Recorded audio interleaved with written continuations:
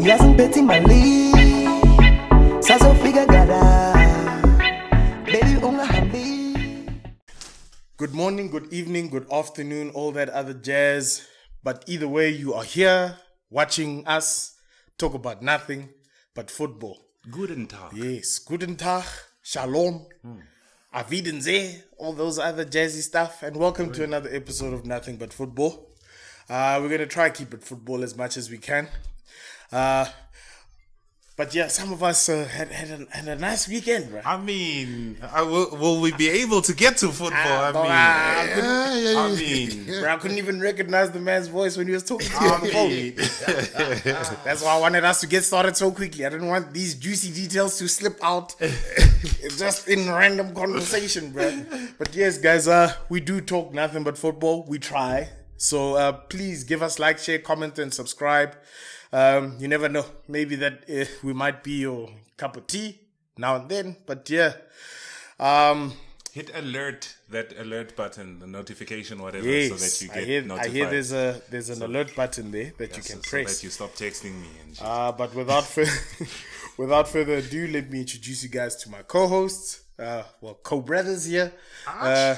On my close right, we've got King Don. How are you, King Don? I'm chilled, boy. Yeah, brother. I'm chilled, boy. The same. I haven't been in the sun all weekend. Look, I was at Sun City. Had a good time. Uncle Fun Kurt city, bitch. Fun was just city, living his bitch. best life Fun over there. city, bitch. I was in Fun Sun City city, and I didn't touch Valley of the Waves. All I knew was I didn't touch Valley of the Waves, boys. Really? Yo. It's like going down to Durban and not going to the beach. Dog. You're not going to the beach. No. All I can say is it was just good, wholesome fun with my mates. Yeah, dog. Good, wholesome fun. Clean fun, eh? Like, you just chill with your boys. I just see alcohol and squeeze bottles, though. That brings back good memories. Dog, this guy tried to worm the word clean in there, Joe. No one believes you, Joe. This guy could clean fun. No one believes it. The funny part is it does work out. It does work out. But I thought we'd start with, I guess, I don't want us to start with Ballon D'or because I think that's a hoax, but we'll get into it. But we're going to start with Ragnarok. Guten Tag. The new Manchester United coach, the Ragnarok, Thor Ragnarok, that guy. But his name is Ralf Rangnick. He's been appointed as interim manager of Manchester United. I hear, he hasn't gotten the permanent job. It seems as though even if he doesn't get the job, he gets to play a part in who gets the job. But from what I see and from what I'm predicting, it seems as though if he doesn't get the job, he might do the same thing as he did at Leipzig and be the football director, director of football. I'm gonna leave you last. Sure. Let me start with Uncle Curtis.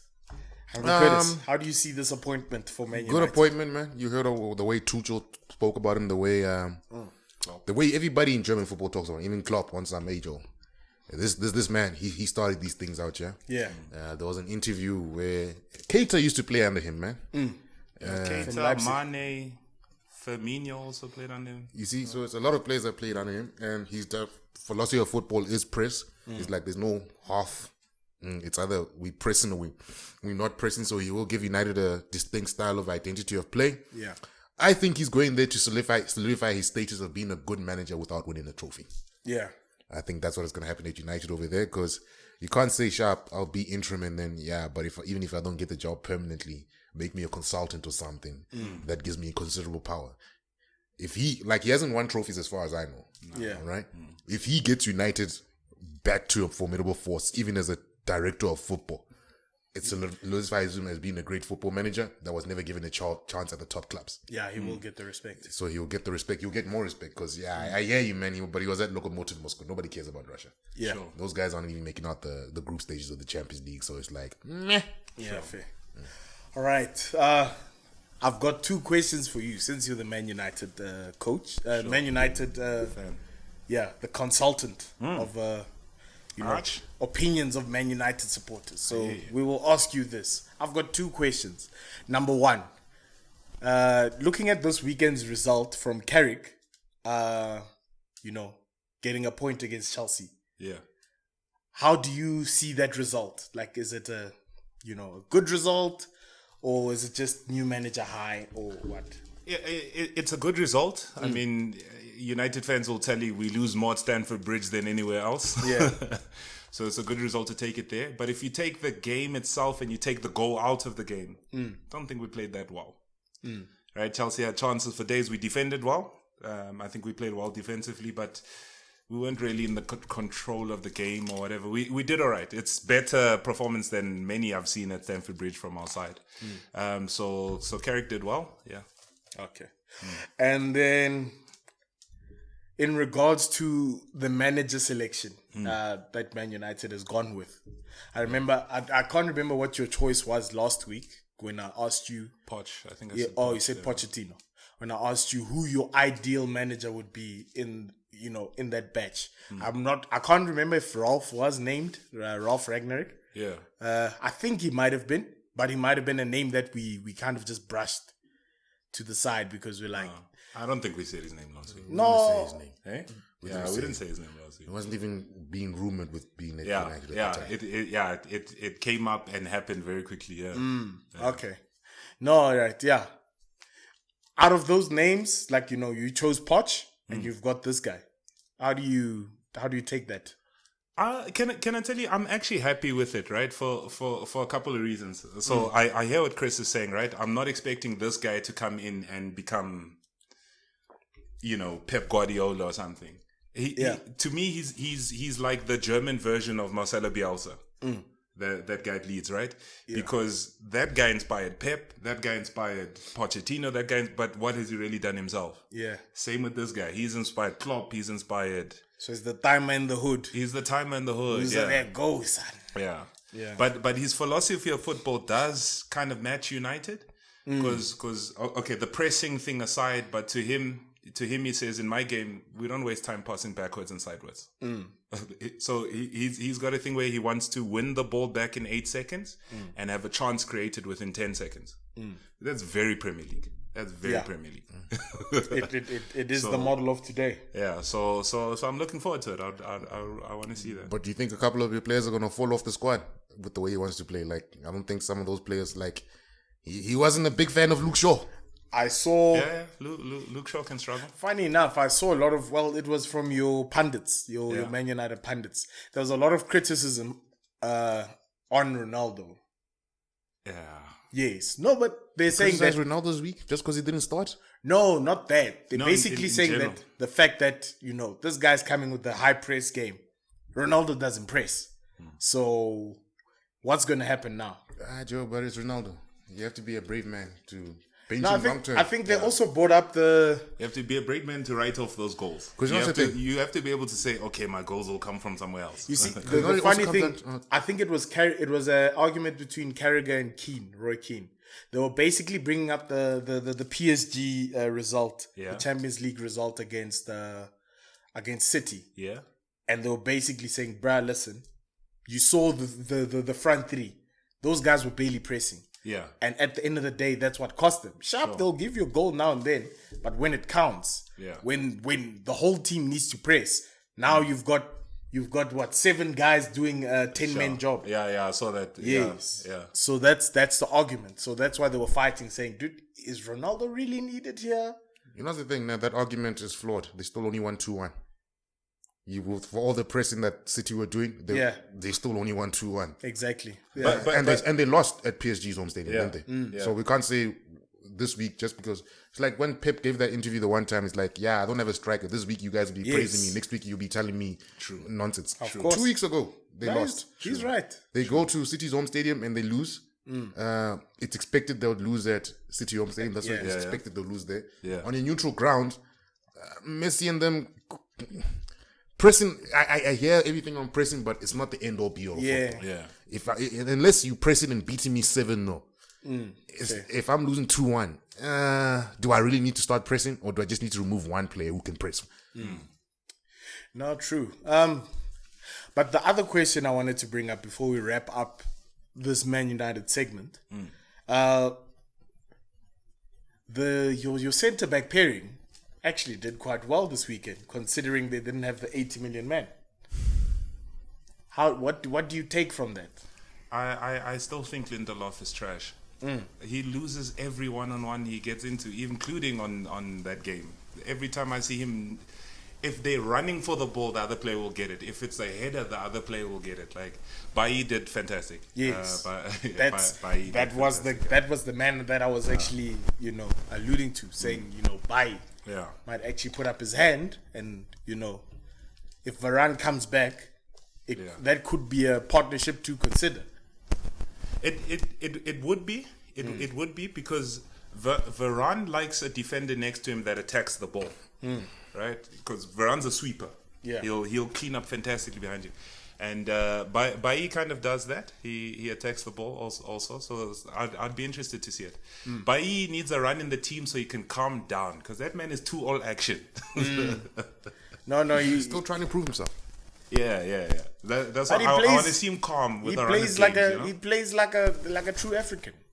If you look at it, remember how they were talking about now that Arsene Wenger's documentary is coming out. I'm still looking for that, guys. I'll get it for us. I actually want to check. Yeah. But that age-old story that comes up about Kolo Touré, about how all in, yes, sure. So even in training, like so that's why I was like, when Bailly does this, I'm like, no, that's the Ivory Coast. It's Ivory Coast. I'm like, that's the Ivory Coast in it, bro. Yeah. So that makes sense.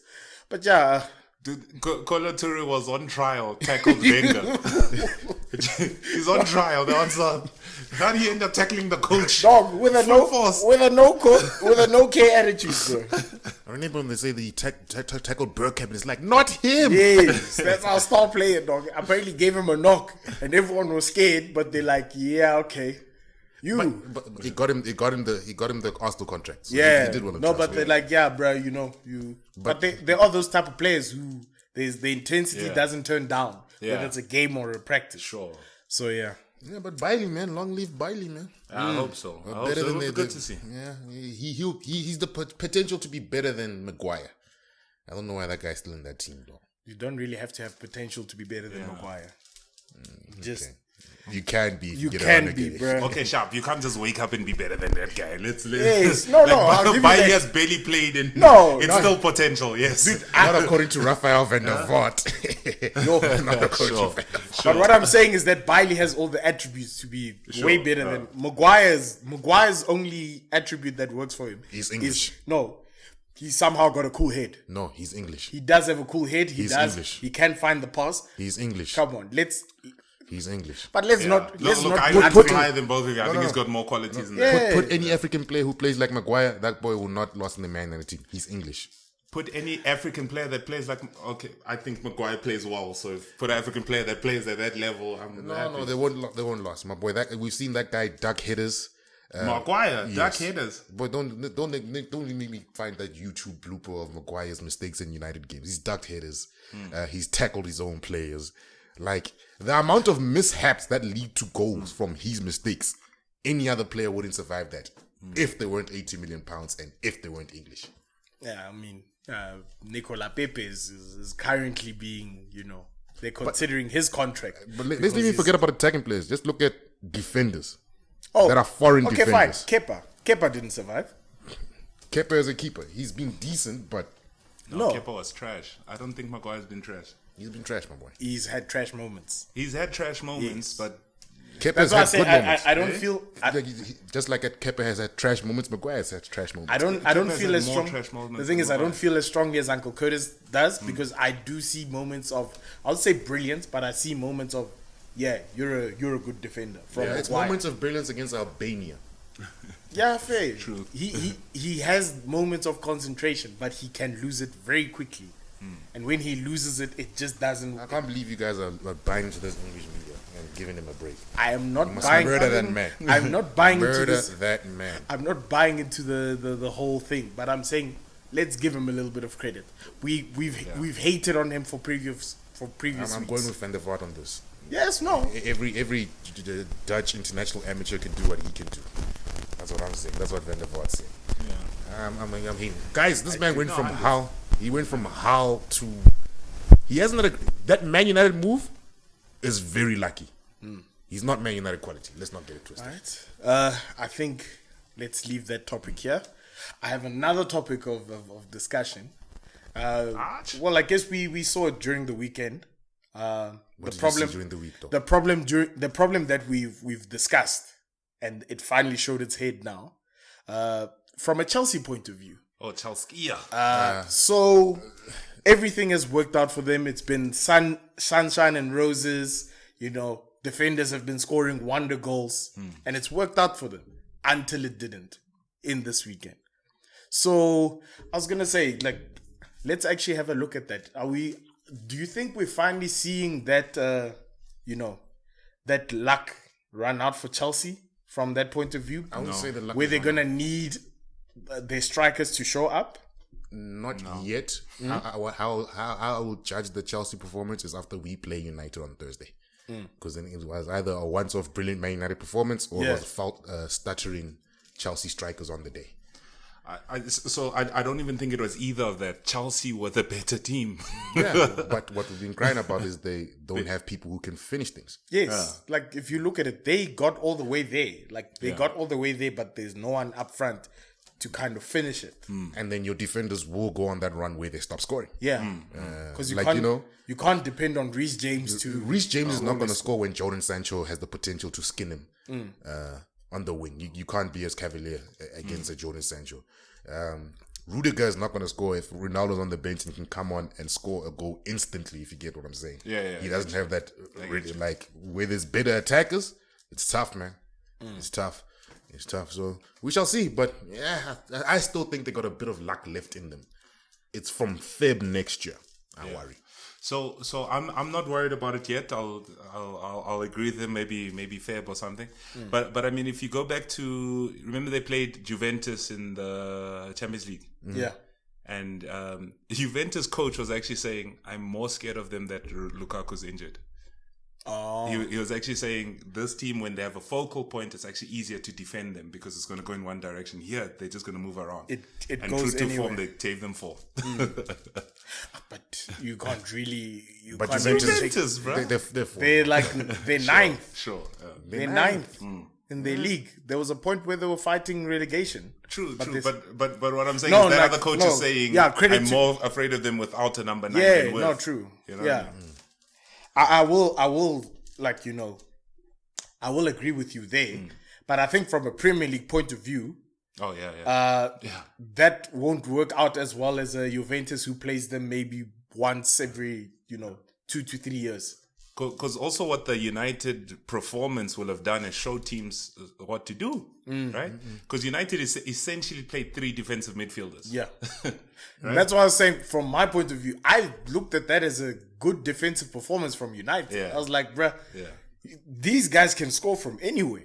The fact that they had to get a sneaky penalty, I think we got to give Carrick some credit. Because even before the game, because they asked him, what do you think of this Chelsea team? And he's like, they're fantastic because how they move the team, they connect to their midfield very well. Is essentially what he was saying. So when I saw 3 defensive midfielders, I was like, okay, we're stopping them. But it's got, man. It works sometimes. But still, the most scary team to me right now is Liverpool. That's who I wanted to actually move on to right now. Okay. Because if you guys watched last week and the week before, actually, there's been a surprise starman in the team by the name of Diogo Jota. But the question I wanted to ask is, since the Africans are leaving, i.e.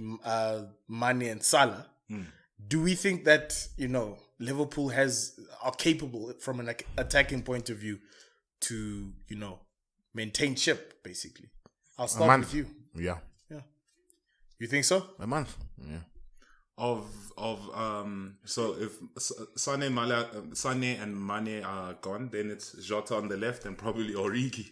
Yeah, and that guy, when he's needed, he's proven that he'll perform. Shame. He has. Mane plays for Senegal now. That nigga's not going to be gone the whole tournament. Fair enough. What? They're not. Senegal are not going to win African Cup of Nations. Maybe Egypt might, but not Senegal. They have the potential. They don't. Compared to other African nations, they don't. Dude, Senegal has, one would argue right now, a golden generation. No, they won't. But compared to other African teams, let's look at the top African players that are leaving. Aubameyang will be back after group stages. I can guarantee that if they made it, he plays for Gabon. Yeah, that's what I'm saying. You expecting them to get out of group stage? Gabon. They haven't been that great. He's saying they're not going to get out. Then we're saying the same thing. Yeah. I thought you were expecting them to. He'll be back. reach. He'll be back before knockout hits. Cote d'Ivoire, Ivory Coast. Yeah. If Zaha goes, if Pepe goes, if Amad Diallo go, like there's a lot of players they can make it far. So, but then for us, luckily for us, Pepe doesn't start for our team. Okay. So it won't be an influential miss. In fact, that might give him a run of games to get formed to get back into the team. Yes, absolutely. I agree. Okay. Egypt. We're gonna miss what? El Neni, but again, rotation player.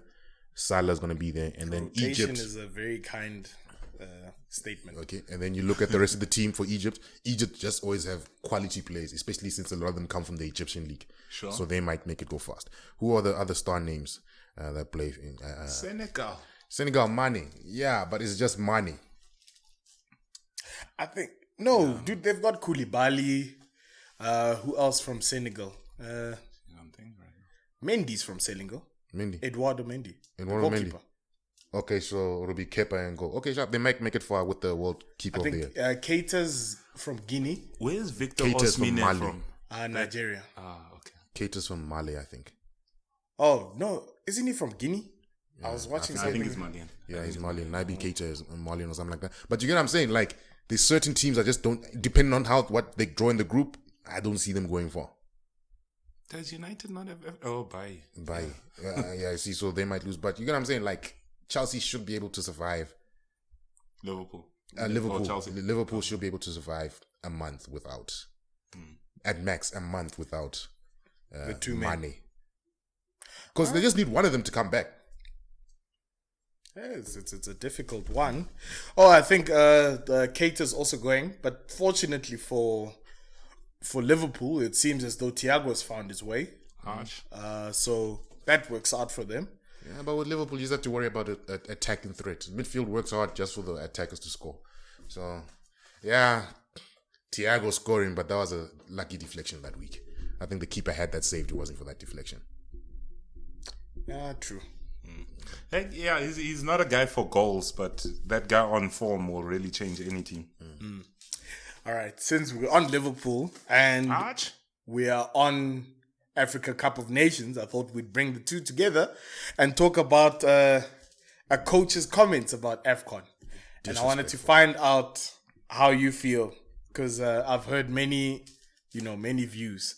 So basically, Jurgen Klopp was basically asked about how,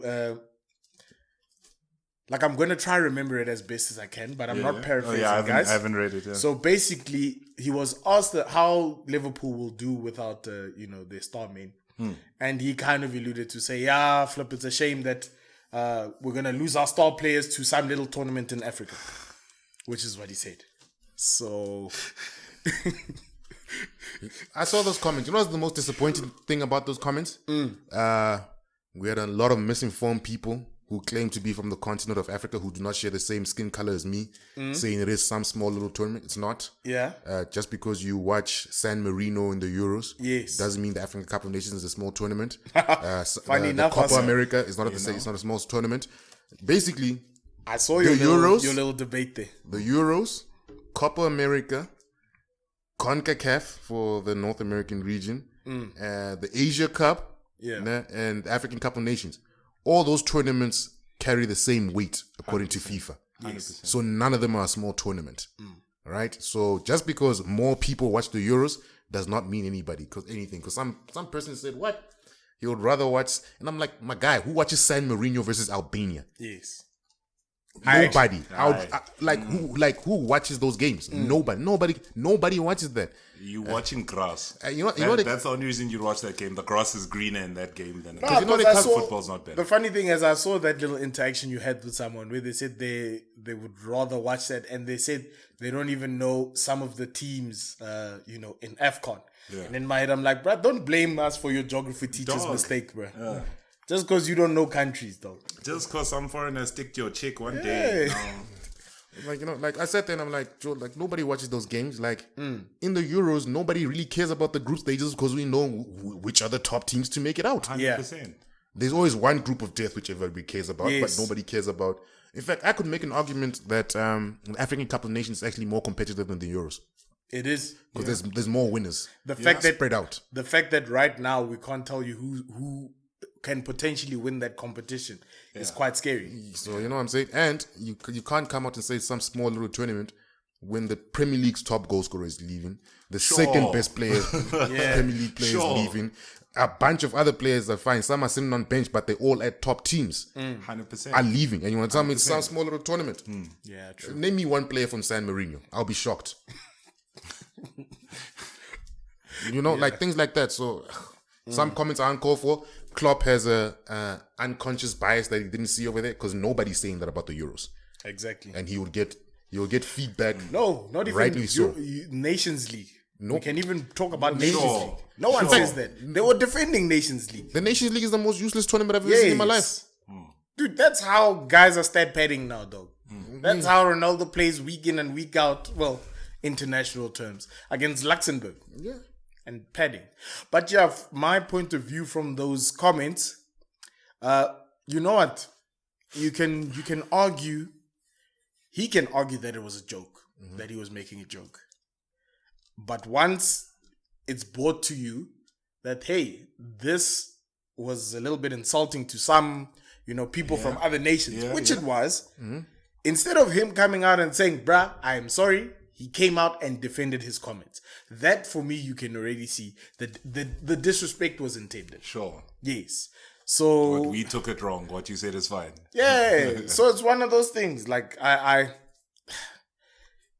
It's disrespect, basically, from... It's disrespect that especially considering the fact that he's got two African players. And I saw someone mentioning this, that dude...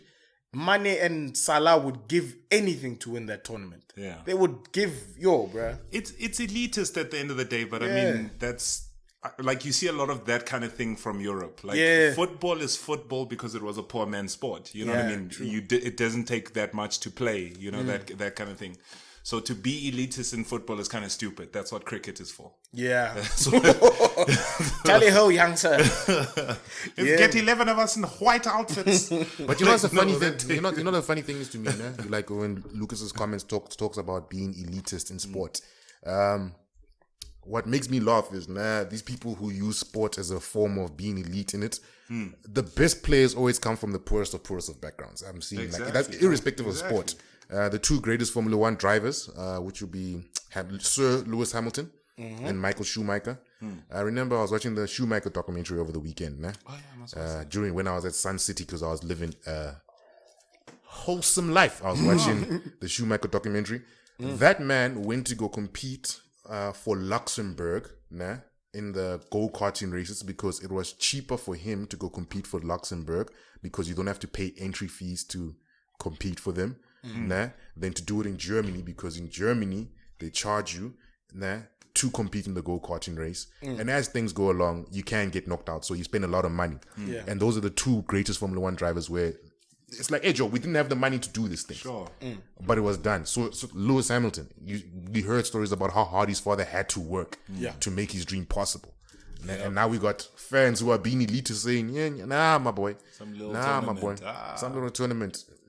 Remember Gabriel Jesus at some World Cup? He was busy painting street corners before he made it all the way to Man City. It wasn't even that long ago, before he made it. Pele didn't live the graces of life. Hell no. Even if you look at English players, man, like a lot of them come from poor backgrounds, and you want to be elitist. Like, let's be real. Like, as I was saying at the beginning, the greatest football story, Jamie Vardy, literally working in a factory. 100%. So it's one of those things of comments that I stood like all those tournaments hold the same weight according to FIFA. One is not above that. They don't say it's Euros and because no, it's intercontinental competitions. You're all on the same level. What if you switched off football everywhere except European football will go down in levels. Yeah. Let's be honest. So, Sharp, this is maybe the highest quality, has the most viewers, blah, blah, blah. But there's a cuckload of support from around the world to the sport in itself. Exactly. You know what I mean? Yeah. Like remove African players from the Premier League, and the Premier League is a bunch of Englishmen who work in factories who are not that great. Exactly. Yeah, man. We'll have John Joe Salvio on our Premier League weekly teams in Arsenal every week because great African players were removed. Yeah, if you took away, that man could be an Arsenal legend or some club's legend. Or. I'm trying. Liverpool, he was a Liverpool I'm man. trying to decide whether we should call it a break or discuss a team that I'm wondering what is going on. I think we're gonna just give a little 5-minute segment because we don't really talk about them that much, but they were in our little mock top 6. What is going on at Everton? Whose top 6 was Everton? They weren't in my top 6. No, I mean, I think we discussed this once, man. Everton's problem is poor recruitment, no formal style of play on how they want to play. yeah, because I'm literally just looking now, and I'm seeing that these guys have in the last 5 games have lost 4 and drew 1. I mean, with Rafa Benitez, I think we were all kind of expecting something not great, but a little breath of fresh air. Yeah, it will take time, man. That team has no form of identity to move forward. What type of football are they playing? Are they playing pressing? Cross the ball. That's it. Cross to Calvert-Lewin. He's not even there. Now he's injured. Rondon. Now it's the 32-year-old you took back from China. Yeah, it's Rondon, who hasn't scored a goal or had any goal contributions. So then the director of football did a terrible position by not finding a suitable replacement for Patrick or Dominic, Lewin. whatever his name, Lewin, whatever his name is. So that's where they problem lies into, because, hey man, what you call this thing? Ancelotti was there and nothing happened for him. Ancelotti went back to Madrid and Madrid Quick fast. and they seem to be James even best. What did James was like, get me out of here. He's like, dude, I'd rather play in Arabia. he's like, I don't even know what's going on here, bro. Yo. Like, I don't even know who they're playing. I say this because they're about to be thrown out of the frying pan into the fire because they're playing Liverpool as their next fixture. So, and they're currently sitting 14th. This is very scary because, I mean, this is relegation territory. I mean, they 6 points away from relegation with Burnley, and Burnley can just decide to kick it up and My boy. and start winning. But yeah, it should be interesting to see. In fact, I have one more comment, guys. Can any of you name a player from Kosovo or one of these Eastern European teams? Shmishmirov. Isn't your Shaka from there? No, he's from Switzerland. Oh, but okay. Remember, Kosovo as a country got What I'm their trying to get at- independence recently, so he could have played for Kosovo. Okay, but what I'm trying They to could get have changed the allegiance. what I'm trying to get at is these people are disrespectful to these teams. Like, we don't know half the players that don't play in European football teams. Oh yeah. Like, what's heads or what? They have as many star players as Egypt has star players in the Premier League. It was one. Nigga, I'm sure Egypt has more, dog. They probably have more. Remember Abu Traika, dog? Yeah, I know. Huh? Listen. Has that country ever produced a superstar, dog? Huh? But Abu Traika lives long, dog. They didn't even have to touch Europe, dog. What used to kill me about that guy, bro, is I used to watch the Bafana games on SABC 1. Yeah. And the way the commentators used to hype that guy up, dude. Yo, that guy was sick, dog. That guy was sick. My God. That's all I remember, like, from those days. It's like, yeah, those guys respected that guy. Yeah, Yeah, but I'm done on those small countries in Europe. yeah. And I'm disappointed at all those people who stayed in Africa who agreed with those people in Europe. You should be ashamed of yourself. I don't watch African Cup Nations, by the way, but never disrespect your country or continent. To tell you the truth, I think it depends how the schedule goes. If it clashes with our teams, I'll watch it. It could be an interesting. I don't watch African Cup of Nations because my team South Africa is very disappointing. Yeah, of course they're not in The it. same way I stopped watching that we're in it. No, we're not. Top 2 qualifies. Where are we in African Cup of Nations? Yes, top 2 qualifies. Where? We finished second to Ghana. Isn't that in the World That's Cup World Cup qualifiers, But isn't it for African Cup of Nations at the same time? bruh. Look, I think they only did that before Group 2010. Group 6. Ghana, Sudan, and South Africa. Oh shit, they are. No, we're out. How will we finish below Sudan? We're not in it. We were Oh, we finished third. Yes, we finished How? third when we were second at one because stage. we suck. Ish. What happened with the court case? No, Yeah, we'll the talk- court case is World Cup. Okay. World Cup qualifiers. Okay. Yeah, so that's different. We're still in the same group as them. We didn't qualify, so Oh, that's before they fired the manager and hired that GW13 guy. yeah. Good European football manager. Yeah, shame. Decent philosophy of play. But I think let's leave it there. Watch AFCON. I'm going to. I am going to watch AFCON. I think it's going to be a decent tournament. You know, it's not going to be perfect pitches and whatnot. I don't know where it is actually. You know what's cool about an AFCON, right? Is you know, like a European football now, or European football tournament, or even a World Cup, you'll see majority of like the same system, the same style of Africa. Boy. Those those Eastern. Arabic African countries, Yeah. you know, they play a technical game. The Central Africans play a fast, strong game. I like the variety. So the watch. No, bruh. This is bullshit. I'm sorry. Right. I'm looking at the teams who qualified. How do we as South Africans, how can you hold your head up high? Comoros, the little island where people go. Really? Comoros qualified. Shit. Sierra Leone qualified. Arch. Mauritiana qualified. Like, dude, I'm looking at we don't have a system in place, man. Like we get tough teams, man. Like Sudan is a decent team. Ghana's a decent team. war-ridden, but a lot of their guys play in Europe. And, so- and, you know, Yeah. and you know what happens when us models see Africans go in these other African countries. I don't know. We don't know how it's like when Nah, this you is have why to go sit in the this is back why of a bucky. This is why I appreciate their mental warfare. They must keep doing this. If guys can't go and play in pitches like this, like I mean, many of the guys We need to do mental warfare as well. Yeah. We need money coming here in the back of a taxi. I hear what you guys y'all are saying now, but is PSL top in the continent? think revenue-wise, revenue-wise. top league. But quality of football. Sundowns just won the Champions League. Sundowns won the Champions League. Amazulu just actually- qualified.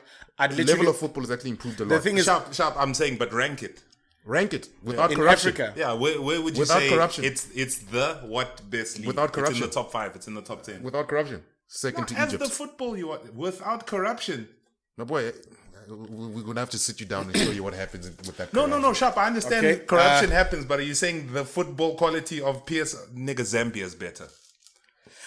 listen, Zambian league No. plays better than Zambian league no.